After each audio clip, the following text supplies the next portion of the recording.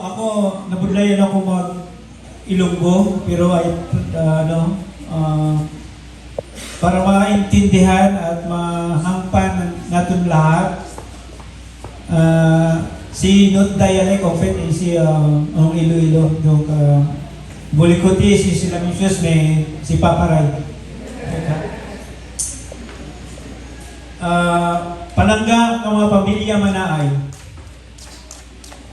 Pero this one ay ikaw emotional. Kasi ano siya, Ilonggo. Oo. Dakugin ng akon kalipay kag pagpapasalamat.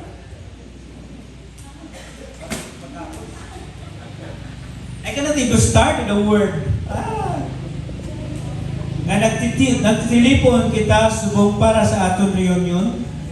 Isa ka selebrasyon sa paghiliusa, paghigugmaan, kag sa mga bendisyon na nagupod sa aton sa tunga sa mga kapudlayan.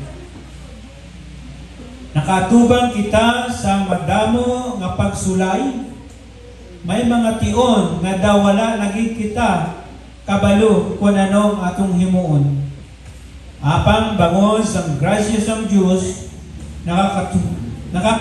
nakalahutay kita, nagpapakabakod, kag naglampas po gani.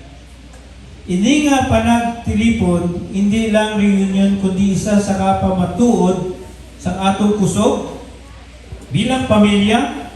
Isa ini ka oportunidad na magpasipol sa paghiham balanay kag bukas sang aton tagipusoon para sa pagpatawad. Kung kita magpalapta sang gugma kag paghangop sang isa't isa, makabatya kita sang katawhay kag kalinom sa aton kabuhi. Ang kabuhi daw isa ka roller coaster. May kabudlayan, may kalipay, apang bisan anuman ang matabo, ang pamilya amo gihapon ang aton dalampan. Kabay nga aton ipabilin sa tunga sa aton pamilya ang gugma, pagtuo, kag grasya sa Dios. Magapadayon kita nga mahiliusa, pagpalanggaanay, kag magpakabakod bilang isa kapinalangga nga mga pamilya manaay. Salamat sa inyo, mayong hapon. Thank you.